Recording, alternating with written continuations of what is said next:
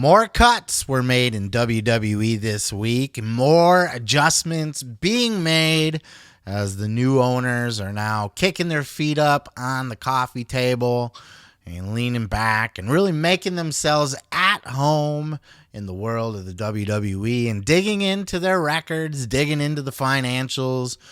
They came across a little old thing that's been known in the history of professional wrestling as house shows.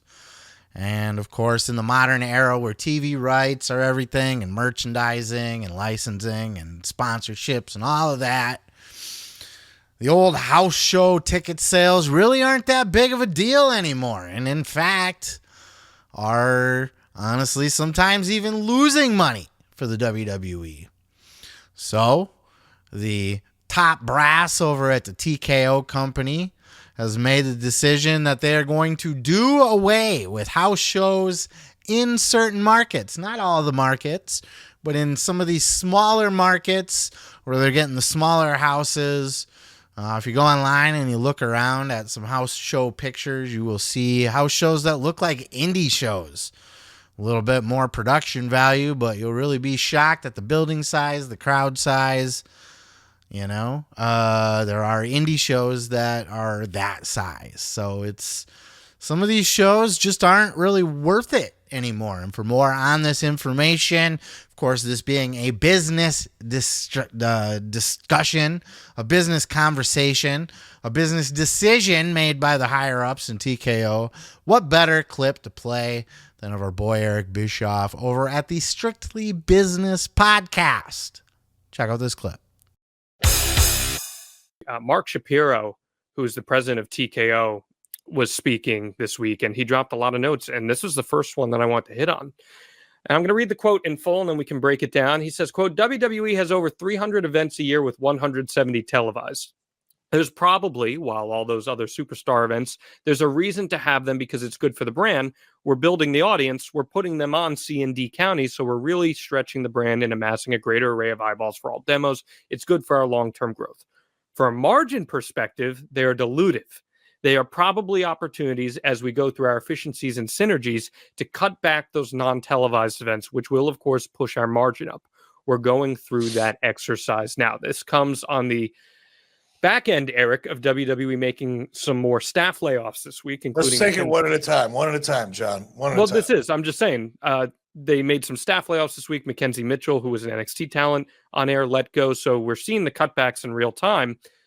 Live events being cut back on. It's an interesting strategy from a financial perspective. What are your opinions on that? It's why I often don't pay attention to these, public announcements or comments or even, the Wall Street stuff that happens once a quarter or whenever it is. It's just such nonsense. And that was like a whole bunch of verbiage. For those of you that read Dave Meltzer's dirt sheet, that means words. It's just a whole bunch of gaga basically saying we're losing money in small markets. So we're not going to go there anymore to save money. Yep. That's it. Mm-hmm. That's all it means. It doesn't mean anything else. You don't have to be a Harvard business grad to react to something like that. They're losing money in small markets. It doesn't make any sense anymore. They're growing in other markets. So put your resources behind your growth and quit spending money doing things that don't make money. Fuck. If I was running a Kool-Aid stand, that would be the same thing. Simple. Good for them. I did the same thing in WCW. Well, that's what I was going to ask you about. So cutting down on some of these small markets, there's going to be an upside financially for you on it, but there is also a downside for those fans who, I'll use Bangor, Maine as an example. Bangor was a spot that WWE for decades would hit, and those people don't ever get TV events. So their 5,000 fans would come out and pack that arena, and they'd get their one show a year where they got to see the superstars up close in person. They're going to be losing out on that experience now. And they might have to drive an extra 2, 3, 4 hours just to get that experience. And who's to say that they stay as loyal to the product as they have been if they're not getting a chance to actually see it with their eyes? I mean, there's got to be some give and take there, I'd imagine. Is that a difficult decision to make, or is it strictly on the books? This is how we look at it. You know what it is, John? It's strictly business. Yep. How about that? That's good. No, I mean, it is. Look, this isn't a public service. This isn't a 501c3 company. They've got stock. They've got shareholders. They've got to answer to those shareholders. They have to make the decisions that are most efficient, most profitable for the company, period. That is their fiduciary responsibility. Google that shit if you don't know what I'm talking about. I agree 100%. Why waste money on shows that aren't going to make you money? It's just so these fans don't have to drive an extra 2 to 4 hours. They're going to stop watching wrestling altogether because you can't come to their hometown. Look, sometimes that's part of the fun. Making the road trip, getting the hotel room, hanging out with the buddies, stopping at the gas stations, the truck stop restaurants. It's part of the fun. More expensive. Maybe you can't do it as often, but look, even where I'm at now, I will skip the show that comes to my hometown and drive a couple hours to the show in a bigger city because it's a bigger show. I mean, it just is what it is. You're not putting on a charity out there, you know, and as fun as it is to go and hit all these little towns, it just doesn't make financial sense. Now, it is good for the reps too. And I don't know if that's something that the TKO people are taking into consideration that they know about.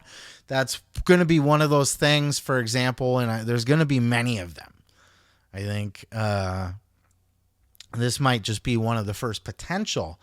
But we're going to run into situations where TKO just doesn't understand the wrestling business. It's not going to understand that people need reps. And sometimes the only way to get better is to go out and work in front of live crowds. Now, this may not be as big of a problem for the main roster people, but what about the NXT crowds? What if TKO looks at them and says, oh, your little coconut loops and all your little tiny little house shows that you're doing aren't really doing, you know, you're losing money on all these NXT shows. Well, sir, with all due respect, all these fucking people are green and they need experience. And we don't want to do it on the main roster or in front of big arenas full of people. We want to do it in front of like 100 people. These are the things that they need to take into consideration, things that they need to learn about the wrestling business. Overall, this is not a big deal. It's a smart move, but that is just potentially one of those problems that they're going to have to eventually address, or at least, be aware of when they're making these kind of decisions. But interesting. It's not going to hurt me at all. You know, I live near enough to bigger cities where I think, WWE is always going to come to my area. AEW is always going to come to my area.